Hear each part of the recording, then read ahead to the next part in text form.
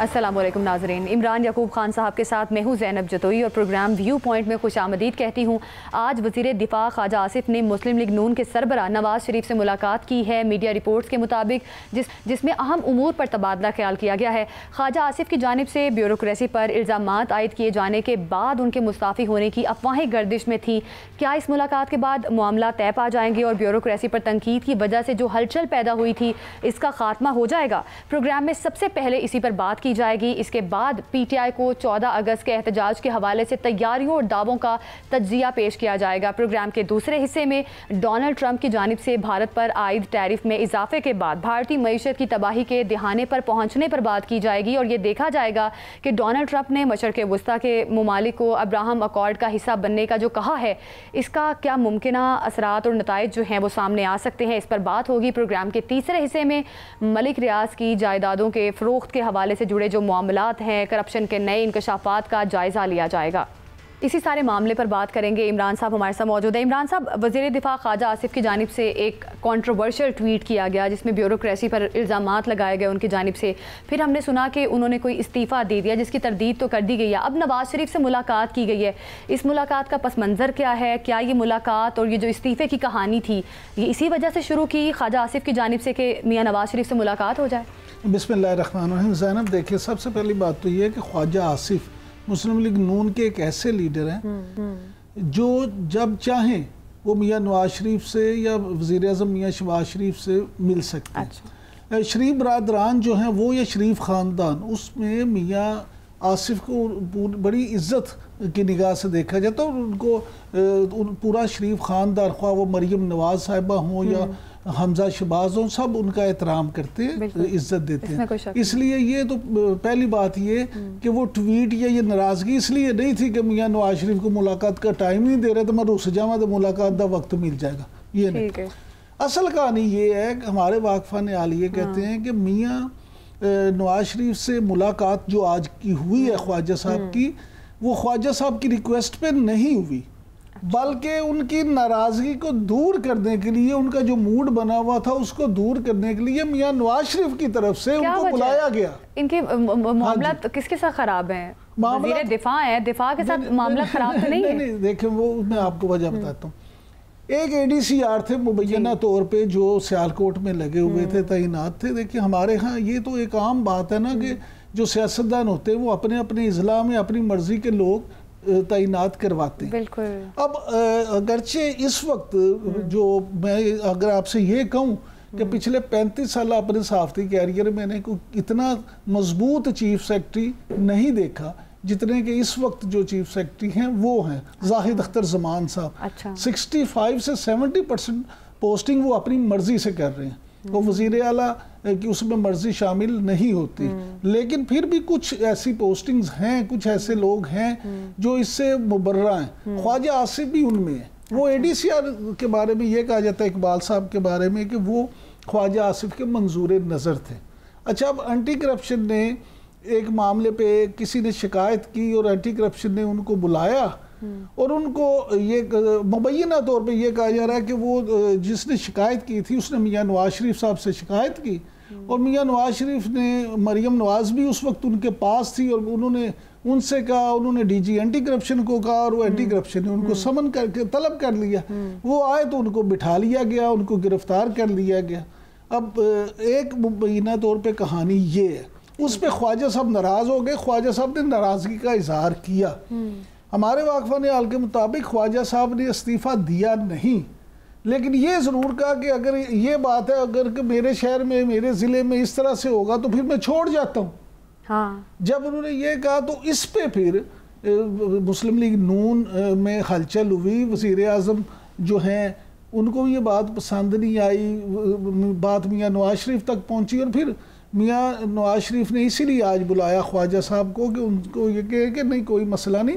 آپ یہی دیکھیں کہ جو تصویر جاری کی گئی خواجہ صاحب کی میاں نواز شریف کے ساتھ، اس میں جس انداز میں خواجہ صاحب بیٹھے ہوئے ہیں وہ بھی چیخ چیخ کے کہہ رہا ہے کہ جی میں کوئی رسیا بندہ نہیں بیٹھا ہوتا، اپنا وہ موڈ دکھا رہا ہے دوست کو، یعنی کہ بھئی میں ناراض ہوں لیکن چلو کیونکہ تسی لیڈر ہو جو کہو گے میں مان لاں گا۔ تو یہ معاملہ جو حل ہو گیا آج، اس پہ کوئی لیکن خواجہ آصف صاحب کی جو بوکھلاہٹ ہے یہ ADCR کی گرفتاری کے بعد ہی شروع ہوئی ہے. جو بیوروکریٹس کے بارے میں انہوں نے بولا ہے کہ ان کی باہر جائیدادیں ہیں پرتگال میں اور دوہری شہریت کا ان کا پلان ہے, بیوروکریٹس کو پن پوائنٹ کر کے سول بیوروکریسی کو انہوں نے نشانہ بنایا. یہ آپ کا بڑا ویلڈ سوال ہے کہ جناب یہ انہوں نے کیوں, ایک بیوروکریٹ کے لیے کیوں؟ بالکل معاملہ یہ ہے کہ اگر آپ یہ دیکھیں کہ خواجہ صاحب یہ سمجھتے ہیں کہ سیالکوٹ ڈسٹرکٹ جو ہے, ضلع سیالکوٹ میں سرکاری سطح پہ کوئی DC ان کی مرضی کے بغیر نہ ہو, DPO ان کی مرضی کے بغیر نہ ہو, ADCR ان کی مرضی کے بغیر نہ ہو, وہ ایون جو ان کے کولیگز ہیں, سیاسی کولیگز جو وہاں سے وزیر ہوتے ہیں, جو وہاں سے MNA MPs ہوتے ہیں, ان کے سیالکوٹ کے ضلع میں ان کو ٹکٹ بھی خواجہ صاحب کی مرضی یا ناراضگی پہ نہیں مل سکتا. اگر وہ خواجہ صاحب کسی پہ ہاتھ رکھتے ہیں تو پھر ہی ہوتا ہے. لہٰذا انہوں نے یہ سوچا کہ میری مرضی کے بغیر نہ صرف یہ کہ ایک ایسا بندہ جس کو میری مکمل آشیرواد حاصل ہے اور جو میرا منظور نظر ہے, اگر اس کو بھی مبینہ طور پہ اس منظور نظر کو بھی اس طرح سے DG اینٹی کرپشن بلا لے اور پھر گرفتار کر دے, تو اس پہ خواجہ صاحب اس بات پہ ناراض ہوئے. اور بیوروکریسی کا معاملہ تو دیکھیں, بیوروکریسی جو کچھ کرتی ہے اس پہ وہ سارے دودھ کے دھلے تو نہیں ہیں. اس میں تو کوئی شک نہیں کہ ہمارے ہاں بیوروکریٹس جو ہیں وہ سب نہیں لیکن بہت سارے ایسے ہیں جو کرپشن کی تمام حدیں پھلانگ چکے ہیں. اور جو انہوں نے بات کی خواجہ صاحب نے اپنے ٹویٹ میں, اس میں بھی کوئی شک نہیں کہ بہت سارے بیوروکریٹس جو ہیں وہ دوہری شہریت رکھتے ہیں.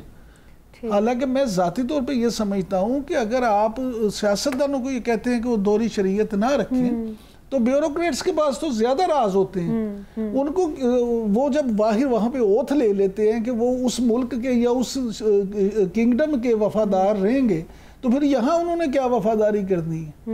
بالکل عمران صاحب نے درست بات کی ہے کہ دوہری شہریت نہیں ہونی چاہیے, نہ ہی کسی سیاستدان کی, نہ ہی کسی بیوروکریٹ کی. اور خواجہ آصف صاحب کی جانب سے جو پوائنٹس انہوں نے ریز کیے ہیں اس پر آگے جا کے کیا پس منظر بنتا ہے اور اس کو کتنا سیریس لیا جاتا ہے یہ دیکھنا بھی باقی ہے. ناظرین, اب پروگرام میں آگے بڑھیں گے اور بات کریں گے 5 اگست کے بعد پاکستان تحریک انصاف کا 14 اگست کے احتجاج کی کال دی گئی ہے اور یہ احتجاج کس طرح سے کامیاب ہوتا ہے, اس پر بات کرنے کے لیے ہمارے ساتھ موجود ہیں ترجمان بانی PTI نیاز اللہ نیازی صاحب ہمارے ساتھ موجود ہیں. بہت شکریہ آپ کا نیاز اللہ نیازی صاحب آپ کے وقت کا. اب پاکستان تحریک انصاف کی جانب سے 5 اگست کے بعد اب 14 اگست ملک گیر احتجاج کی کال دی گئی ہے, کیا تیاریاں آپ لوگوں کی؟ دیکھیں کہ آپ نے دیکھا کہ 5 اگست کو جو ہماری موبلائزیشن تھی وہ ہر شہر سے آپ کو نظر آئی, آپ کو اوورسیز پاکستانی نظر آئے, آپ کو چاروں صوبوں سے لوگ نظر آئے, اور اس پہ خان صاحب نے جیل سے اندر سیٹسفیکشن کا اظہار کیا اور انہوں نے کہا کہ اتنے جبر ظلم سے 8 فروری سے جس طرح ہم نے الیکشن دیکھا اور جس طریقے سے پارٹی کے ساتھ سیمبل کا نشان کا چھیننا, پھر 447 سے الیکشن کا چھیننا, پھر ریزرو سیٹ کے فیصلے, تو بہت مشکل حالات سے پارٹی گزر کے آ رہی تھی.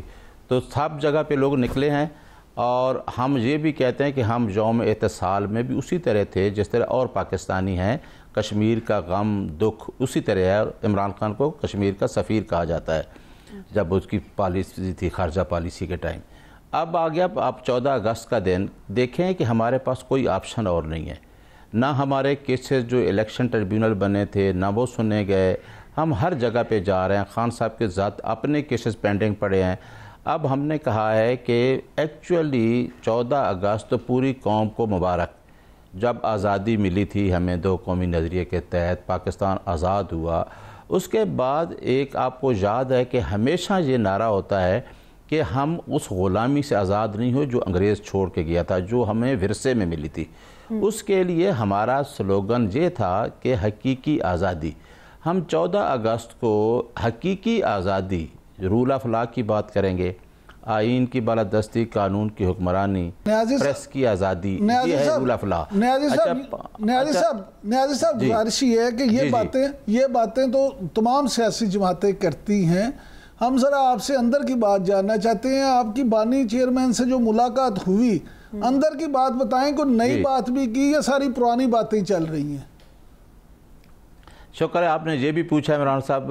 میں تو بار بار میڈیا پہ یہی بات کر رہا ہوں کہ یہی تو میں کہتا ہوں آزادی کا لفظ سے. اب آپ کو اچھا کیا آپ نے یہ سوال کیا کہ ہم کہتے ہیں کہ عدلیہ آزاد ہونی چاہیے. اسلام آباد ہائی کورٹ لارجر بینچ کا فیصلہ ہے 24 مارچ 2025 کا, جس کے اندر جیل اتھارٹیز نے کنسنٹ دی تھی کہ ہم میکنزم طے ہوا تھا کہ ہر ٹیوزڈے کو 6 وکلاء اور خان صاحب کی فیملی ملے گی۔ عمران صاحب یہ 24 مارچ 2025 کا آرڈر ہے اور میری اس کے بعد 2 ملاقاتیں ہوئی ہیں، ایک 27 مارچ کو اور ایک 2 اپریل کو۔ 2 اپریل سے لے کے ٹل ٹوڈے، آج کیا تاریخ ہے؟ آج اگست کی، آج 8 اگست ہے، ابھی تک کوئی ملاقات نہیں ہوئی۔ اب اندر کی خبر جو آتی ہے نا، ایک تو آپ کو پتہ ہے پچھلی تاریخ پہ توشہ خانہ 2 دیکھا آپ نے کہ فیئر ٹرائل بھی نہیں ہے، جس کے لیے ہم نے کہا بھائی عدالت کے اندر تو فیئر ٹرائل ہونا چاہیے، آپ کسی کو جانن نہیں دیتے۔ خبر ہمارے پاس آتی ہے یا تو کوئی وکیل لے آتا ہے یا خان کی بہن جاتی ہیں تو وہ لے کے آتی ہیں۔ خان صاحب کا پچھلا پیغام یہ تھا کہ جو موبلائزیشن ہوئی ہے پاکستان میں اس کا اپنی پارٹی کا شکریہ ادا کرتا ہوں، اور جن لوگ باہر نکلے ہیں، اور ابھی 5 اگست کو آپ نیازی صاحب کیا لگتا ہے آپ کو، کیا آپ لوگوں نے اتنا بڑا کراؤڈ پل کیا ہے 5 اگست کو؟ ویسے تو کہا جا رہا ہے کہ 5 اگست کا احتجاج پی ٹی آئی کا ناکام احتجاج تھا، اب 14 اگست کی آپ لوگوں نے ڈیٹ دی ہے، تو کوئی کراؤڈ تو پل نہیں کر سکی پاکستان تحریک انصاف؟ کہاں آپ کو لگ رہا ہے کہاں سے غلطی؟ میں بتاتا ہوں، آپ نے کے پی کے دیکھ لیا، کے پی کے اندر ہر جگہ پہ ریلیاں نکلی ہیں۔ آپ نے آزاد کشمیر دیکھ لیا، میں آزاد کشمیر خود گیا تھا 26 جولائی اور 27 کو۔ آپ نے اوورسیز پاکستانی دیکھ لیا۔ آپ کریں بات پنجاب کی، اب لوگ اگر لوگوں کو آپ کہتے ہیں لوگ نکلے نہیں تو پھر لوگوں کا ایف آئی آر کیوں کر دیا؟ جہاں میں بیٹھا ہوں اسلام آباد میں، اچھا نیازی صاحب پنجاب کی بات کر لیتے ہیں۔ یہ حماد اظہر صاحب کے والد محترم میاں محمد اظہر صاحب سابق گورنر، اللہ ان کو غریق کے رحمت کرے، ان کی سیٹ خالی ہوئی ہے حلقہ 129 نے، اس میں کیا اب حماد اظہر صاحب کو پی ٹی آئی ٹکٹ دے گی یا حماد اظہر صاحب کے علاوہ کوئی کینڈیڈیٹ ہوگا تحریک انصاف کا، یا پی ٹی آئی نے وہاں بھی بائیکاٹ کرنے کا؟ نہیں، ابھی آپ نے دیکھ لیا تھا وہاں ہمارے سیکرٹری جنرل سلمان اکرم راجہ صاحب بھی گئے تھے اور بیرسٹر گوہر صاحب بھی گئے تھے، اور پارٹی حماد اظہر کے ساتھ کھڑی ہے، اور حماد اظہر بھی یہی کہہ رہے پارٹی کے ساتھ ہے، پارٹی اسی کو ٹکٹ دے گی۔ لیکن خان صاحب نے جو بائی الیکشن میں نہ جانے کا کہا ہے وہ ان کے بارے میں کہا ہے جہاں پہ لوگوں کو سزائیں ہوئیں، اور انہوں نے کہا کہ اور لوگوں کو ٹکٹ نہیں دینے کہ یہ مشکل وقت میں پارٹی کے ساتھ کھڑے رہے۔ لیکن آج میں بھی کہتا ہوں اور گوہر صاحب نے بھی کہا کہ ہم چیئرمین صاحب سے ملیں گے، انشاءاللہ ملاقات ہوتی ہے، کیونکہ ہمیں پتہ ہے کہ الیکشن کمیشن تو اپنا رول جو آرٹیکل 218(3) ہے اس کے تحت وہ کر نہیں رہا۔ وہ تو جہاں اس نے ریزرو سیٹوں کا آپ نے دیکھا کہ ابھی ادھر سے آدمی ڈی سیٹ ہوتا ہے، اس کے لیے باقاعدہ ایک ریفرنس ہوتا ہے، ریفرنس آتا ہے سپیکر کے تھرو، وہ تو انتظار ہی نہیں کر رہا کہ لوگوں کے بائی الیکشن اناؤنس کر دیے، اور اس کے بھی نیازی صاحب حماد اظہر صاحب کے حوالے سے بہت ساری افواہیں بھی سرگرم رہی سوشل میڈیا پہ بھی، ویسے بھی سینہ گزٹ بھی، کہ شاید حماد اظہر صاحب جو ہے مسلم لیگ نون، کیونکہ ان سے پرانے روابط ہیں اس خاندان کے، تو شاید مسلم لیگ نون کی طرف سے بھی کوئی ٹکٹ انہیں مل سکتا ہے۔ کیا آپ کے پاس بھی کوئی ایسی خبر ہے؟ نہیں، کوئی ایسی بات نہیں ہے۔ دیکھیں نا، یہ تو سوشل میڈیا پہ یا بہت خبریں آتی ہیں۔ حماد اظہر صاحب آج تک کی خبر یہی ہے کہ وہ پارٹی کے ساتھ کھڑا ہے، اور حماد اظہر صاحب خان صاحب کے ساتھ ہی ہے، اور میرا خیال ہے کہ خان صاحب کے ساتھ زیادہ اس کا تعلق ہے۔ جب وہ پارٹی میں تھا، منسٹر تھا، خان صاحب اس پہ زیادہ ٹرسٹ کرتے ہیں، تو ایسی کوئی بات نہیں ہے کہ وہ نیازی صاحب دوبارہ احتجاج والی پوائنٹ پر آتے ہیں۔ اب یہ بتائیے گا کہ اب جو 14 اگست کا احتجاج ہے، اس بارے میں بتائیے گا احتجاج کیا کیوں جا رہا ہے؟ کیونکہ پہلے 5 اگست یوم کشمیر تھا، اب 14 اگست آزادی کا دن ہے، تو انہی دن کو مختص کیا گیا ہے، تو احتجاج کا مقصد صرف بانی پی ٹی آئی کی رہائی ہے یا کچھ اور ہے؟ رہائی تو خیر ہے ہی ہے، وہ تو عدالتوں میں ہم جا رہے ہیں، وہ تو اب ہم نے پورا جو عدالت میں ہم کہہ رہے ہیں کہ کیس لگے تو وہ کیس ہی نہیں لگ رہے۔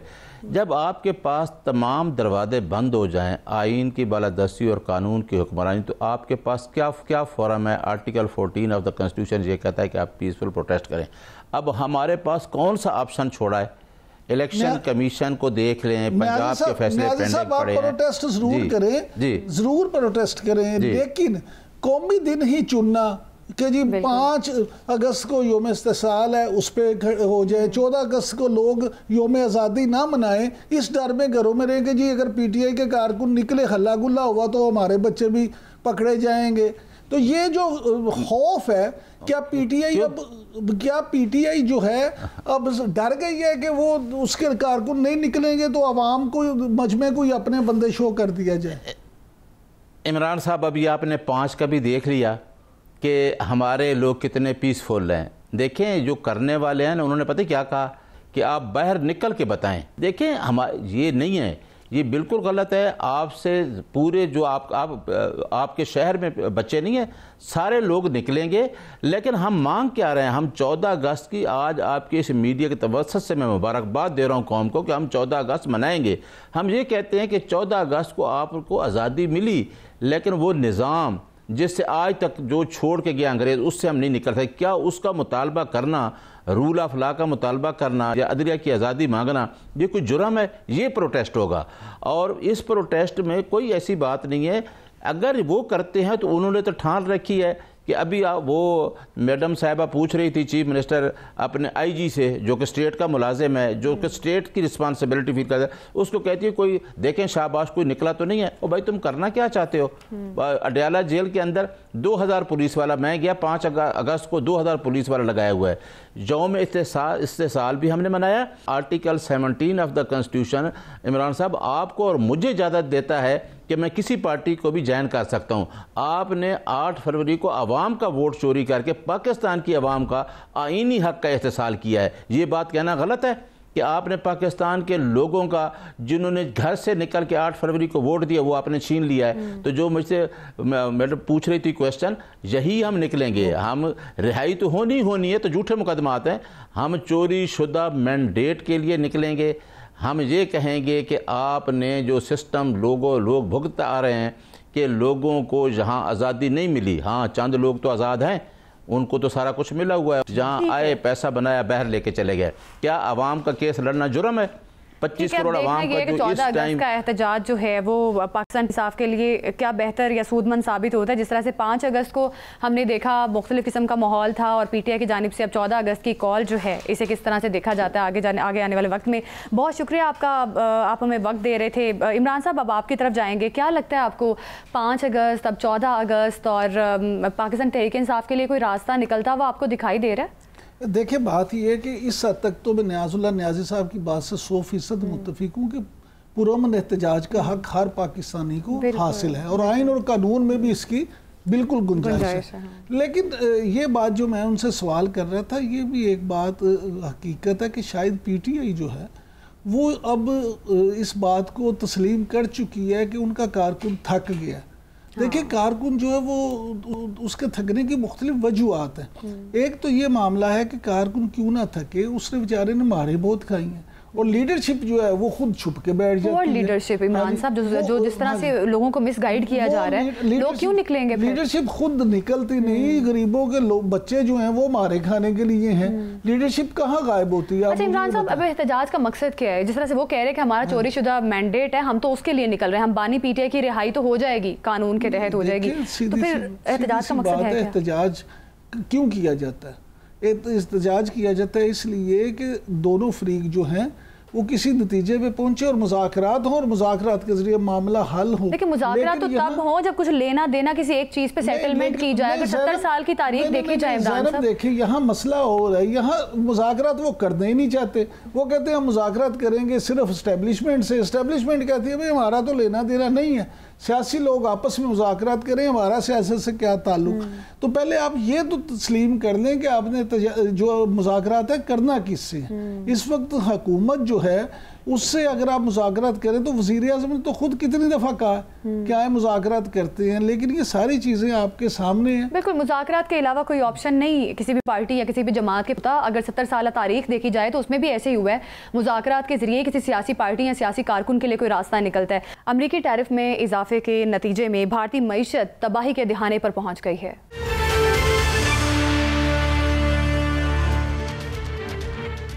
Welcome back. नाजरीन, अमरीकी सदर डोनाल्ड ट्रंप ने भारत पर मज़ीद पाबंदियां लगाने की धमकी दे दी है। अमरीकी सदर की जानिब से ये कहा गया है कि अगर भारत जो है अमरीका की बात नहीं मानता तो मज़ीद टैरिफ जो है आयद किया जाएगा, जिसका सबसे ज़्यादा नुकसान भारत को होगा, भारत की आवाम को होगा, और जिससे महंगाई भी बढ़ सकती है। ये तमाम तर खदशात जो हैं वो भारत को आगे जाके सामना करना पड़ सकता है भारत को। इस पर बात करने के लिए हमारे साथ मौजूद हैं सरदार मसूद खान साहब हैं, जो कि साबिक सफ़ीर अमेरिका भी हैं, चीन के सफ़ीर भी रह चुके हैं और साबिक सदर आज़ाद कश्मीर भी रह चुके हैं। बहुत शुक्रिया आपका सरदार मसूद खान साहब वक्त देने का। क्या कहेंगे, अमरीकी सदर डोनाल्ड ट्रंप ने भारत पर मज़ीद पाबंदियाँ आयद करने की धमकी दे दी है। भारतीय वज़ीर आज़म नरेंद्र मोदी ने तो ये कहा है कि किसानों, डेयरी सेक्टर और माहीगीरों के मुफादात पर समझौता नहीं किया जाएगा। क्या लगता है, भारत और अमेरिका के दरमियान जो मामलात हैं मज़ीद कशीदगी की तरफ बढ़ते हुए नज़र आ रहे हैं आपको? फ़िलहाल तो बहुत कशीदा है। असल में जो है भारत और अमेरिका के दरमियान जो बाहमी तजारत है उसका हजम कोई 212 बिलियन डॉलर के करीब है, और तजारती तवाज़ुन हिंदुस्तान के हक़ में है, क्योंकि हिंदुस्तान को और जो ये अमेरिका को खसारा है वो तकरीबन 46 बिलियन के करीब है। सदर ट्रंप जो है उसको पुर करना चाहते हैं। और दूसरा, जैसे ख़ुद आपने ज़िक्र किया, कुछ ऐसे सेक्टर्स हैं, मिसाल के तौर पर फार्मास्यूटिकल्स हो गए, IT हो गया और ज़राअत हो गया या डेयरी हो गई, तो ये भारत खोलने के लिए तैयार नहीं है। उसने इन तमाम इंडस्ट्रीज़ को तहफ़्फ़ुज़ दिया हुआ है, और अमेरिका से असलाह नहीं ख़रीद रहा भारत, और उसके अलावा जो है और इसकी जो वहाँ से दरामदात थी, मिसाल को तो F-35 के ऊपर आमादा नहीं हुआ। तो इस वजह से फ़िलहाल तो ये है कि इनके ताल्लुक़ात सख्त कशीदा है और ये तजारती जंग बढ़ती चली जाएगी। इसके अलावा आपको पता है कि ये जो 2 टैरिफ हिंदुस्तान के ऊपर दुगना किया गया है, उसकी एक वजह ये भी है कि हिंदुस्तान हर रोज़ तकरीबन 22 लाख माफ़ कीजिएगा 22 लाख बैरल्स पर डे रूसी तेल ख़रीदता है, और उसके बाद उसे रिफ़ाइन करके या किसी महंगे दामों जो है आलमी मंडियों में बेचता है। तो इससे, और बल्कि उसने ये किया है कि वो तेल ख़रीद के यूरोप को सप्लाई करने की एक पूरे का पूरा सिलसिला सप्लाई चेन कायम कर दी है, और यूरोप ख़ुद जो है वो रूस से वो तेल नहीं ख़रीद रहा या गैस नहीं ख़रीद रहा।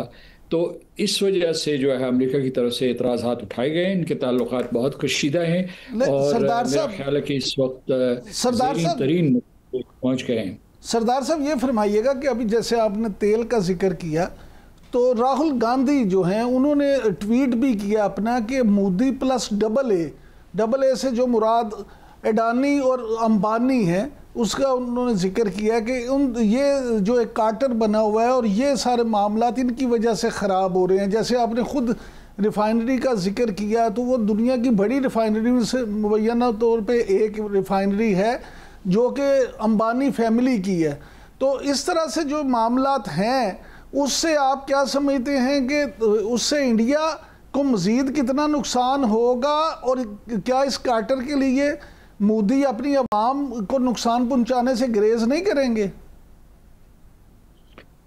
देखिए, इस वक्त उनके जो भारत है उसको बड़ा अपने ऊपर एतमाद है, क्योंकि उनकी आबादी 1.4 बिलियन की है, जो कि एक बड़ी मंडी बन जाती है, और उसके बाद वो चीन के साथ रवाबत कायम करने की कोशिश कर रहे हैं, रूस के साथ उनकी तजारत है, और ग्लोबल साउथ के ऊपर यानी जो तरक्की पजीर ममालिक हैं उनके साथ वो तजारत को बढ़ाना चाहते हैं। तो वो समझते हैं कि ये सदमात, ये झटके जो हैं वो सह लेंगे। लेकिन एक चीज़ जो है, एक तो अभी तक वो अमेरिका के स्ट्रेटेजिक पार्टनर हैं, और उनका स्ट्रेटेजिक पार्टनर उनको सज़ा के ऊपर सज़ा दे रहा है।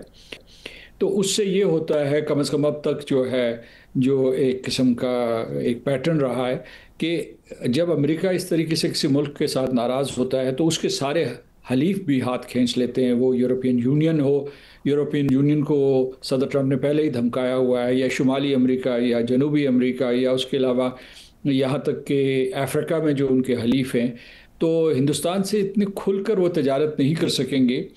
और दूसरे ये था कि आपको ये मालूम है कि सदर ट्रंप ने खुलकर जो है एप्पल, माइक्रोसॉफ्ट और गूगल को कह दिया था कि अब आप जो है وہ ہندوستان میں سرمایہ کاری نہ کریں۔ اچھا، ایک اور نقطہ یہ ہے کہ اگر فرض کیجئے ایپل نے یہ ہے کہ اپنی مینوفیکچرنگ ہب چین سے ہندوستان میں منتقل کر دی تھی، اور ان کو یہ خیال تھا کہ ان کو کوئی کسی قسم کا نقصان نہیں ہوگا، لیکن اگر 50% کا ٹیرف ہے تو اس کے بعد یہ سارے کے سارے ایپل کے پروڈکٹس جو ہے بہت مہنگے ہو جائیں گے۔ تو یعنی ایک تو ہوتا ہے جو ایک قسم کے ٹینجیبل جو نقصانات ہوتے ہیں، ایک انٹینجیبل نقصانات ہو جاتے ہیں۔ لیکن سردار صاحب، اس پہ ایک تو ضرور یہ بتائیے گا کہ جو ان کی ٹیکسٹائل انڈسٹری ہے اس کو کتنا نقصان پہنچے گا، اور پھر خاص طور پہ یہ دیکھیں کہ جو بھارتی عام آدمی پارٹی ہے اس کے رکن جو ہیں انہوں نے تو یہ الزام لگایا ہے، راگھو چڈھا نے، وہ کہتے ہیں کہ جی امریکی ٹیرف کی وجہ سے لاکھوں لوگ بے روزگار ہو جائیں گے اور ملکی شرح نمو میں 50% تک کمی آ سکتی ہے۔ بالکل، خیر یہ ان کی اندرونی سیاست ہے اور وہ اس قسم کی پیشگوئیاں کرتے رہیں گے۔ ہندوستان ہاتھ پاؤں مار رہا ہے کہ کسی طریقے سے یہ جو ان کے اوپر آفت نازل ہو رہی ہے اس سے بچ جائیں، لیکن کساد بازاری تو ہوگی بھارت کے لیے۔ لیکن سردار صاحب کہیں نہ کہیں بھارت کو نقصان تو اٹھانا پڑے گا۔ اگر 50% ٹیرف عائد کر دیا جائے تو بھارت کو کہیں نہ کہیں، بھارتی عوام کو خاص طور پہ اس کا بہت زیادہ بوجھ کا سامنا ہوگا۔ تو آپ کو کیا لگتا ہے کہ اب جس طرح سے ایران 5 ملین بیرل تیل دے سکتا ہے اور بھارت رشیا سے 2 ملین بیرل روزانہ کی بنیاد پر تیل لیتا ہے، تو آپ کو کیا لگتا ہے کہ کیا بھارت جو ہے وہ کنونس ہو سکتا ہے کہ وہ کل کو ایران سے تیل لے لے، رشیا سے نہ لے؟ کیا ایسا کوئی معاہدہ آپ کو ہوتا ہوا آگے نظر آ رہا ہے؟ معاہدہ تو نہیں، انہوں نے کچھ اس قسم کے مبہم سے اشارے کیے تھے کہ جی ہم تو بند کر رہے ہیں، ہم روس سے وہ نہیں خریدیں گے تیل، لیکن ایک ان کی کابینہ کے ارکان اور بہت سے جو ان کے جس کارٹل کا آپ نے ذکر کیا انہوں نے تو بلکہ بہت سخت قسم کے دھمکی آمیز الفاظ استعمال کیے اور انہوں نے کہا کہ ہم روس سے تیل لیتے رہیں گے۔ انہوں نے یورپ اور امریکہ کو بھی تانا دیا ہے کہ یورپ کو کہا ہے کہ آپ بھی روس کی بہت سی جو ہے مصنوعات یا خام مواد خرید رہے ہیں، اور فرٹیلائزر جو ہے وہ امریکہ کو جا رہا ہے۔ تو اس لیے وہ کہتے ہیں کہ وہ ڈٹ گئے ہیں کہ جی ہماری معیشت کے لیے ضرورت ہے اور ہم اسے پورے کرتے رہیں گے۔ لیکن ایک اور چیز میں آپ کو بتانا چاہتا ہوں، بھارت کو تھوڑی دیر کے لیے چھوڑ دیجئے، پاکستان کے لیے سنہری موقع ہے، کیونکہ پاکستان کی جو ٹیرفس ہیں وہ 19% ہیں، پھر جو ہے تیل کی یہاں ایکسپلوریشن ہوگی تو، اور اگر آپ بھارت کے اوپر جو ٹیرف مسلط کیے گئے ہیں ان کا مقابلہ کریں جو بنگلہ دیش، ویتنام اور جو دوسرے کمپیٹیٹرز تھے، مثلا جو ٹیکسٹائلز میں ہی دیکھ لیجئے، تو بھارت کو بھاری نقصان ہوگا، کیونکہ اور جو پاکستان ہے اس کو یہ فائدہ ہوگا کہ جو ہے ایک تو اس کی چیزیں جو ہے اس کی برآمدات سستے داموں امریکہ میں پہنچیں گی، پہلے ہی وہ ہماری سب سے بڑی منڈی ہے جو برآمدی منڈی ہے امریکہ، تو اس میں اضافہ ہوگا۔ لیکن دوسرا یہ ہوگا کہ اگر امریکہ جو ہے اپنے خسارے کو کم کرنا چاہ رہا ہے، کیونکہ ہمارا اس وقت جو امریکہ سے تجارت ہے تو تجارتی توازن ہمارے حق میں ہے، تو اگر وہ اس کو پر بھی کرنا چاہتا ہے یا اسے متوازن کرنا چاہتا ہے تو ہم بجائے وہاں سے کاٹن درآمد کرنے کے ہم وہاں سے ٹیکنالوجی لائیں گے، کیونکہ ٹیکنالوجی تیل کی ایکسپلوریشن کے لیے ضروری ہوگی، منرل ایکسٹریکشن کے لیے جو قیمتی یا کرٹیکل منرلز جنہیں کہتے ہیں، تو ان شعبوں میں یہ کام آئے گی۔ سردار صاحب آپ نے پاکستانی فائدے کی بات کی، تو field marshal general Asim Munir دوبارہ امریکی دورے پہ جا رہے ہیں اور ان کا جو فوکس ہے خاص طور پہ بزنس کے حوالے سے بھی، وہ یہاں بھی بزنس مینوں سے میٹنگز کرتے رہتے ہیں اور ایز ٹو بزنس کے لیے کوشاں ہیں۔ کیا آپ سمجھتے ہیں کہ اس دورے میں یہ چیزیں بھی طے ہو سکتی ہیں اور پاکستان کو اس حوالے سے بھی فائدہ حاصل ہو سکتا ہے؟ دیکھیے، پہلے تو آپ جو ہے اپنی ٹیمز کو مبارکباد دیجیے گا، اورنگزیب صاحب جو گئے ہیں، آپ کے فائنانس منسٹر اسحاق ڈار صاحب گئے ہوئے تھے، ان کے اپنے جو پیئرز تھے یا انٹرلاکیوٹرز تھے یا جو کاؤنٹر پارٹس تھے ان سے ملاقاتیں ہوئی ہیں اور اس کے نتائج سامنے آ گئے ہیں، اور یہ نتائج بھی اس وجہ سے سامنے آئے تھے کہ صدر ٹرمپ نے جنرل عاصم منیر کو وائٹ ہاؤس میں ظہرانہ دیا تھا، تو اس اسٹریٹجک سطح پہ بہت سے معاملات طے ہو گئے تھے۔ تو یہ جو آپ ثمرات دیکھ رہے ہیں یہ اسی سلسلے کی ایک کڑی ہے۔ اب دوسری طرف جو ہے اگر ان کا دوسرا دورہ ہوگا اور اس کے بارے میں جو ہے ISPR نے باقاعدہ تصدیق کرنی ہے تو اس میں ان کے جو ہے وہاں پینٹاگون سے ملاقات ہو سکتی ہے. پینٹاگون سے ہمارے بہت سارے معاملات ابھی جو ہے حل نہیں ہوئے. مثال کے طور پر ہمیں نئی ٹیکنالوجی وہاں سے چاہیے, نئے ٹیکنالوجیکل پلیٹ فارمز چاہیے, ہیلی کاپٹرز چاہیے, ہمیں فائٹر جیٹس چاہیے, ہمیں فاضل پرزے چاہیے, اور بہت سی چیزیں جو امریکہ کی وہ دوسرے ملکوں میں موجود ہیں جس کو ہم تھرڈ پارٹی ٹرانسفر کہتے ہیں. اس قسم کے معاملات حل ہو سکتے ہیں, اور جو ہماری اسٹریٹجک الائنمنٹ ہے وہ اس قسم کی کسی وزٹ میں حل ہو سکتے ہیں. جو اہم ترین نقطہ ہے کہ جب Marco Rubio secretary of state اور اسحاق ڈار صاحب جو ہمارے نائب وزیر اعظم ہیں ان کی ملاقات ہوئی تھی تو انہوں نے پاکستان کا شکریہ ادا کیا کہ وہ ایران کے سلسلے میں اپنی سفارتی کوششیں کر رہا ہے جی, اور پاکستان کے اس رول کو سراہا کہ وہ علاقائی اور گلوبل یعنی کہ عالمی امن اور سلامتی کے لیے کوشش کر رہا ہے, جس کا مطلب یہ ہے کہ وہ جو سفارتکاری کا ہم کردار ادا کر رہے ہیں, اس علاقے میں کشیدگی کو کم کر رہے ہیں, جہریت کو کم کر رہے ہیں, اور جو ہے ایک علاقائی تعاون کی ایک فضا پاکستان کے امریکہ کے ساتھ بن رہی ہے. اب آپ کو کیا یہ بھی تاثر لیا جا سکتا ہے کہ آرمی چیف بھی جا رہے ہیں امریکہ, کوئی کسی قسم کی کوئی ڈیل جو ہے وہ ایران کے ساتھ ہو سکتی ہے, رشیا کو سبق سکھانے کے لیے امریکہ کوئی تیل سے متعلق ڈیل ایران کے ساتھ کر سکتا ہے آرمی چیف کے ذریعے,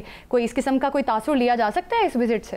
سر اس میں میرا بھی ذرا سردار صاحب تھوڑا سا شامل کر دیں سوال. کچھ لوگوں کا, کچھ تجزیہ کاروں کا یہ ماننا ہے, وہ یہ کہتے ہیں کہ پاکستان کے لیے اس وقت یہ ایک بڑا جو ہے نا سمجھ لیں ترپ کا پتہ ہے کہ انڈیا کے ساتھ اس کے تعلقات کیونکہ امریکہ کے خراب ہیں, اور ٹرمپ جو ہیں پریزیڈنٹ ٹرمپ وہ پاکستان سے اس لیے بھی اس وقت بڑے خوش ہیں کہ وہ چاہتے ہیں کہ پاکستان کے ذریعے سے نہ صرف یہ کہ ایران کے ساتھ معاملات کو ٹھیک کیا جائے, کیونکہ ان کا جو نوبیل پرائز کا خواب ہے وہ اسی طرح سے پورا ہوگا کہ اگر یوکرین رشیا جنگ بھی بند ہو جائے اور ایران اور اسرائیل جنگ بھی بند ہو جائے تو ایک طرف وہ اپنے اصلی دشمن روس کو اس سے شکست دے لیں گے اور دوسری طرف یہ جنگ ختم ہو جائے گی. آپ دونوں نے بڑے اچھے سوالات پوچھے ہیں. میں ان کا یوں جواب دوں گا کہ جو ان کی وہاں گفتگو ہو سکتی ہے اگر دورے ہوئے, اور ایک دورہ تو یقینی ہے کیونکہ ہمیشہ روایتی طور پر ہمارے وزیر اعظم جنرل اسمبلی سے خطاب کے لیے جاتے ہیں, جنرل اسمبلی کے دوران دوسرے وزرائے اعظم اور صدور سے ملتے ہیں. تو اگر یہ دورے ہوئے اور میچور ہوئے تو ان میں کیا بات چیت ہوگی ان کی جزیات میں جا نہیں سکتا, نہ کیا سارا ہی کر سکتا ہوں, لیکن اتنا میں آپ کو بتا دوں کہ ابھی جو آپ نے ایک نقطہ اٹھایا وہ یہ ہے کہ اس مرتبہ جو ہے ہمارا ترپ کا پتہ جو ہے وہ صرف یہ نہیں ہے کہ ہاں ہندوستان مشکل میں ہے اور ہم امریکہ کے ساتھ اچھے تعلقات بنا رہے ہیں. ابھی یہ ہے کہ ہندوستان کے ریفرنس کے بغیر ہمارے تعلقات امریکہ سے اچھے ہو گئے ہیں, اور یہ چیز جو ہے امریکہ کو دلی کو بہت چبھ رہی ہے کہ بھئی یہ کیسے ہو گیا, ایک ایسا انقلاب برپا ہو گیا کہ ہندوستان ان کا چہیتا تھا, ہندوستان کی وہ ہر گناہ پر پردہ ڈال رہے بہت بڑی بات ہے, بہت بڑی بات ہے کہ پاکستان کے تعلقات جو ہیں وہ امریکہ کے ساتھ بہت اچھے بنتے ہوئے دکھائی دے رہے ہیں. بہت شکریہ آپ کا سردار مسعود خان صاحب, ہمارے پاس کم تھا لیکن آپ نے کم وقت میں بہت زبردست پوائنٹس جو ہیں وہ ریز کیے ہیں. عمران صاحب آپ کی طرف بھی جائیں گے, کیا لگ رہا ہے آپ کو ٹرمپ کی جانب سے جو ٹرمپ امریکہ کے بھارت کے ساتھ تعلقات جو ہیں وہ کہیں نہ کہیں کشیدگی کی طرف جا رہے ہیں, ٹرمپ کی جانب سے یہ بھی کہا جا رہا ہے یہ تو صرف ٹریلر ہے, آگے آگے بہت کچھ ہونے والا ہے, تو کیا لگتا ہے بھارت کے پاس اب کیا آپشنز بچتے ہیں؟ دیکھیں زینب, بھارت جو ہے نا اس وقت اس کو خدائی مار پڑ رہی ہے. بالکل دیکھیں وہ یہ سمجھتا تھا جس طرح مسعود خان صاحب نے کہا کہ وہ پہلے یہ سمجھتا تھا کہ 1.4 بلین کی آبادی ہے اور اس وقت خطے کا وہ بدماش بنا ہوا تھا, اور جب سے امریکہ کا وہ اسٹریٹجک پارٹنر بنا تھا اور پاکستان کیونکہ پہلے پاکستان بھی امریکہ کا اسٹریٹجک پارٹنر ہوتا تھا تو اس نے سوچا کہ میں خطے میں وہ کر لوں, اس کو پھر چین سے منہ کی کھانا پڑی, پھر اب پاکستان سے منہ کی کھانا پڑی, اور جس خزمیت کا اسے شکار ہوا انڈیا, اس کے بعد دیکھیں پوری دنیا میں اس کے لیے ذلت و رسوائی ہے. ابھی آپ یہ دیکھیں کہ اگر ہم یہ بات کریں روس کے ذریعے جو ابھی راہل گاندھی کے اس کی ٹویٹ کی بات ہو رہی تھی تو اس میں کیا ہے, مودی جو ہے یا مودی سرکار میں جو لوگ ہیں وہ ہندوتا کے پرچار کے لیے جائز ناجائز کچھ نہیں دیکھ رہے. وہ تو صرف یہ ہے کہ ان کو فائدے کرپشن اور یہ چیزیں ہوں, اور باقی ملک سارا. انڈیا میں جو غربت ہے دیکھیں کہ وہاں پہ لوگوں کا حال کیا ہے, کتنے کروڑوں لوگ ہیں جو بیچارے فٹ پاتھوں پہ سوتے ہیں, روزانہ کی بنیاد پہ عورتوں کی جو عصمت دری ہوتی ہے, جو یہ ساری چیزیں ہیں وہاں پہ اتنے برے حالات ہیں. لیکن وہ بجائے اس کے کہ اپنے حالات سدھاریں, ان کی توجہ دوسری طرف ہے. اب یہی پاکستان کے لیے بڑا اچھا موقع ہے. اور پاکستان دیکھیں, چین کے ساتھ پاکستان کی دوستی لازوال ہے, وہ کسی سے ڈکی چھپی بات نہیں. امریکہ کے ساتھ اس وقت ہمارے ایک دفعہ پھر بہت زبردست تعلقات ہیں. ایران کے ساتھ آپ کے تعلقات بہت اس وقت اپنے عروج پہ ہیں. حالانکہ آپ یہ دیکھیں کہ انڈیا کی ہمیشہ یہ کوشش رہی ہے کہ پاکستان کے, افغانستان کے ساتھ, ایران کے ساتھ تعلقات خراب ہوں. ترکی آپ کے ساتھ کھڑا ہے. بالکل بالکل صحیح بات کہی ہے آپ نے کہ بھارت کے سفارتی تعلقات تو خراب ہو ہی رہے ہیں, بھارت کو ہر فورم پر شکست کا سامنا ہے. ملک ریاض کی ملکیتی جائیدادیں کیوں فروخت کی جا رہی ہیں, اس کے پیچھے کیا پس منظر ہے؟ Welcome back. ملک ریاض کی جائیدادوں کی فروخت جاری ہے, اونے پونے داموں ان کی جائیدادوں کو نیلام کیا جا رہا ہے. اس پر بات کریں گے. ہمارے ساتھ موجود ہیں زاہد گشکوری, سینئر تجزیہ کار ہیں, انویسٹیگیٹو رپورٹر بھی ہیں. بہت شکریہ آپ کا زاہد. کیا کہیں گے, یہ سارا معاملہ ہے کیا بحریہ ٹاؤن کی پراپرٹی فروخت کرنے کی نوبت کیوں آئی ہے؟ دیکھیں, یہ 3 مختلف کیسز ہیں بحریہ ٹاؤن کے خلاف. یہ آپ کے ناظرین کو بتانا ضروری ہے. یہ 190 ملین پاؤنڈ کا کیس ہے جس میں بحریہ ٹاؤن کی پراپرٹی جو ہے نیلام کی جا رہی ہے نیب کی جانب سے, جو نیب بحریہ ٹاؤن سے ریلیٹڈ کیسز دیکھ رہا ہے. اگر اس پہ آپ فوکس کرنا چاہتی ہیں, یہ علیحدہ کیسز ہیں جو نیب انویسٹیگیشن کر رہا ہے بحریہ ٹاؤن سے جڑے ہوئے کیسز کی. دوسرا کیس ہے ان کی منی لانڈرنگ کا, جو ایف آئی اے کی ایک جوائنٹ انویسٹیگیشن ٹیم ہے جس کو اسلام آباد ایف آئی اے کے ڈائریکٹر ہیڈ کرتے ہیں. وہ ایک علیحدہ کیس ہے جس میں پچھلے 5 سال میں مبینہ طور پر کھربوں روپے پاکستان سے منی لانڈرنگ کر کے بحریہ ٹاؤن پر الزام ہے کہ اس نے اپنا دبئی کا پروجیکٹ لانچ کیا ہے. یہ ایک علیحدہ نوعیت کا کیس ہے. تیسرا کیس ان کے خلاف, جو مختلف کیسز ہیں بنیادی طور پر, وہ مختلف ضلعی انتظامیہ نے شروع کی ہوئے یا صوبائی اینٹی کرپشن. جس طرح میں پنجاب کی بات کروں اگر, تو فیصل آباد میں ایک ہاؤسنگ سوسائٹی ہے ان کی صاحبزادی کی, وہ اینٹی کرپشن پنجاب نے شروع کیا ہے کیس ان کے خلاف. تو یہ ملٹی پرونگڈ انویسٹیگیشنز ہیں. زاہد صاحب, جیسے آپ نے ابھی فرمایا کہ مختلف طرح کے کیسز ہیں اور مختلف طرح کی انویسٹیگیشنز ہیں, تو جاننا میں یہ آپ سے چاہوں گا کہ ہم نے یہی دیکھا ہے کہ پچھلے اگر آپ 20 سال میں دیکھیں تو جتنے سربراہ مملکت بنتے رہے ہیں ان کا تعلق پاکستان مسلم لیگ نون سے ہو, ان کا تعلق پاکستان پیپلز پارٹی سے ہو, ان کا تعلق پاکستان تحریک انصاف سے ہو, وہ سب تو ملک ریاض صاحب ان سب کے بڑے قریب تھے.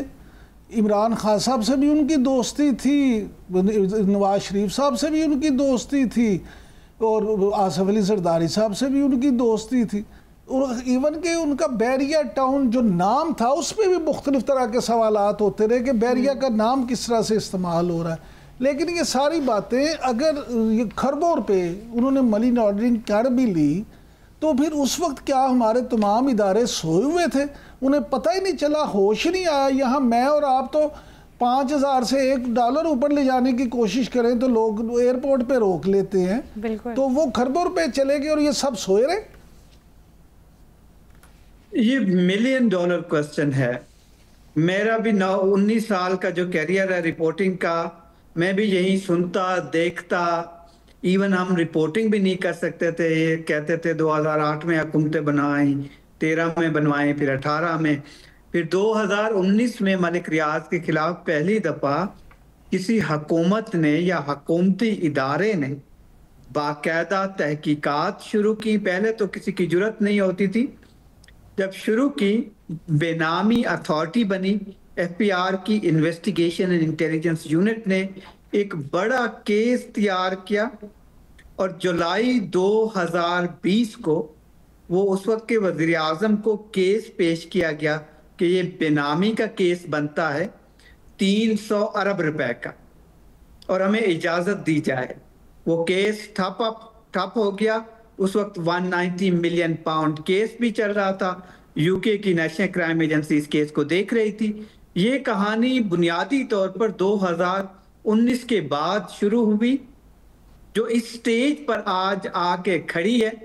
اور کون یہ اگر صحیح طریقے سے انویسٹیگیشن ہو, ادارے انڈیپینڈنٹلی آپریٹ کریں, آپ پیناما کیس کو بھی بھول جائیں گے, فیک اکاؤنٹ کیس کو بھی بھول جائیں گے, حکومت میں بیٹھے ہوئے ادارے تو اب الرٹ ہو گئے ہیں. اداروں کی جانب سے بڑے سیاستدانوں, ٹھیکیداروں اور مختلف لوگوں کی فہرستیں تیار کی جا رہی ہیں کہ مکمل طور پہ انویسٹیگیٹ کیا جائے گا کہ کون کون اس کرپشن کیسز میں ساتھ ہے.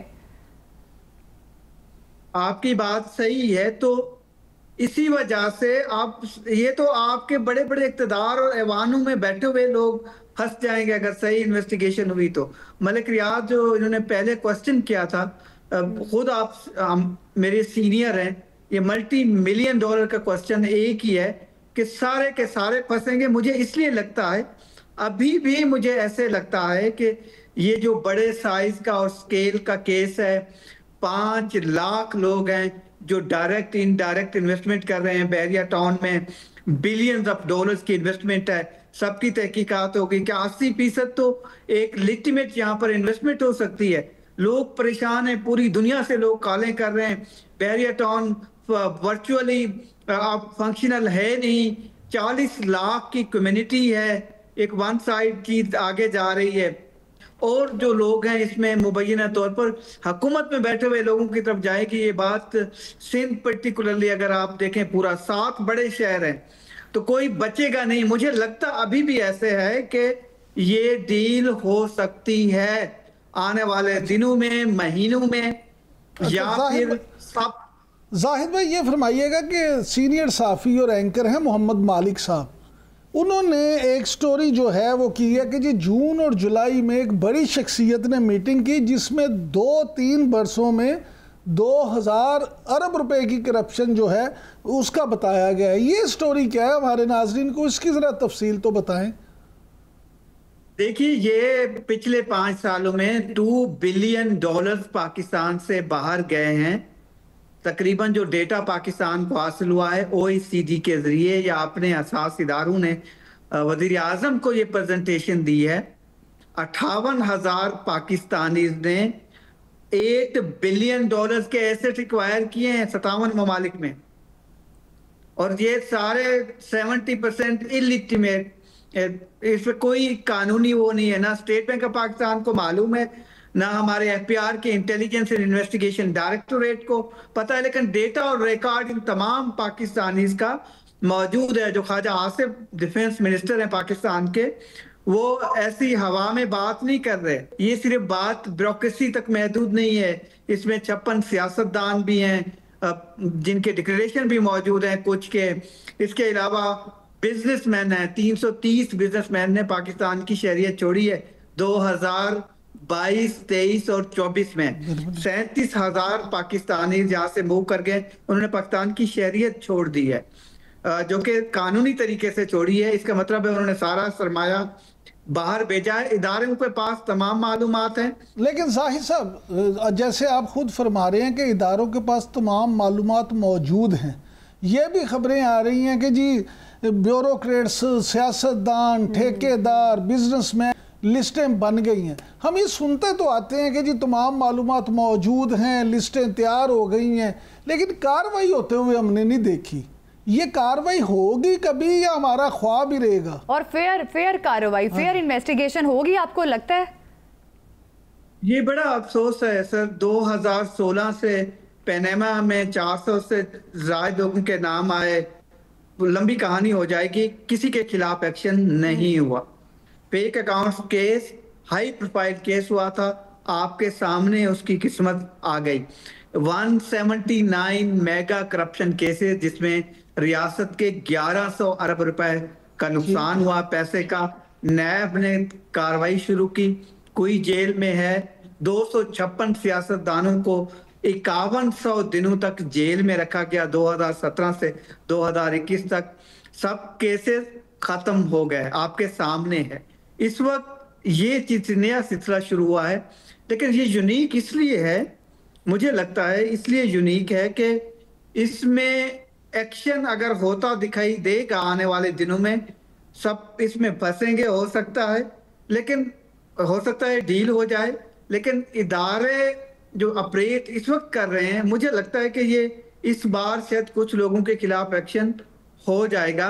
हो सकता है हुकूमत के अंदर बैठे हुए लोगों के खिलाफ भी शुरू हो ये एक्शन। अल्लाह करे ऐसा ही हो। बिल्कुल बिल्कुल एक्शन लिया जाएगा और इन्वेस्टिगेशन का मरहला जो वसीतर हो गया है और एजेंसीज को टास्क सौंप दिया गया है ताकि जो जो इसमें इन्वॉल्व है करप्शन में, मनी लॉन्ड्रिंग में, उनके नाम सामने आए और आगे मजीद कार्रवाई की जाए। इमरान साहब, क्या लगता है मामला शुरू हुआ इफ्तिखार चौधरी से और फिर आगे बढ़ता बढ़ता PTI को भी 190 मिलियन पाउंड केस वाला मामला, फिर अलकादिर ट्रस्ट केस वाला मामला, ये तमाम तर जो मामले हैं मलिक रियाज से कनेक्टेड हैं। इस पर आपका कमेंट लूँगी, लेकिन जाहिद गशकोरी साहब बहुत शुक्रिया, आपने हमें इस हवाले से ब्रीफ किया।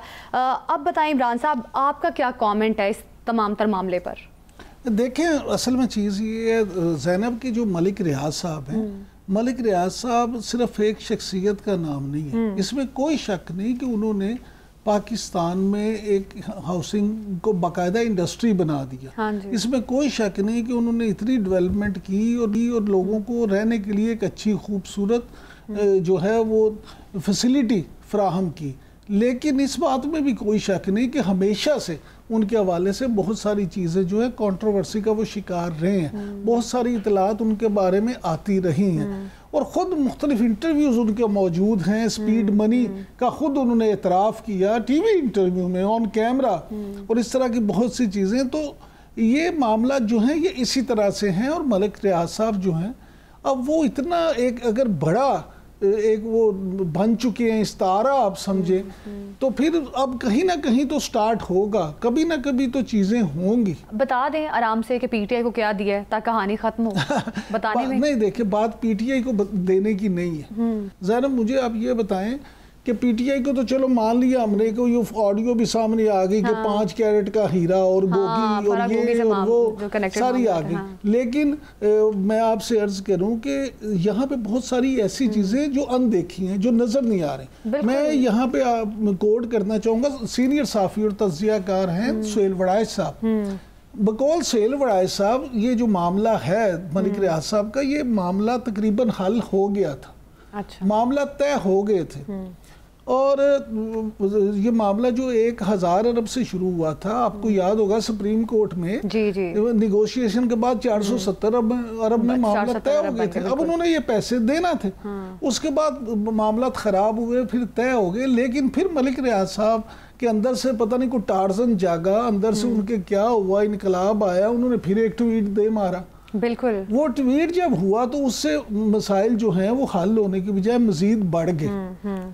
तो ये परेशानियां जो है मलिक रियाज साहब की खुद अपनी भी पैदा करता है। बिल्कुल, आने वाले टाइम में देखना है, ये बहुत सारी चीज़ें जो देखी अनदेख, वो आगे जाके क्या कुछ सामने आता है। मलिक रियाज के अलावा बहुत से सारे ठेकेदार, सियासतदानों के नाम भी सामने आ रहे हैं और अकाउंटेबिलिटी का जो मरहला है वो कहाँ तक पहुँचता है और मज़ीद आगे जाके क्या इनकशाफात सामने आते हैं, ये देखना बाकी है। इसी के साथ प्रोग्राम से हमें दीजिए इजाज़त, कल फिर मुलाकात होगी। अल्लाह हाफिज़।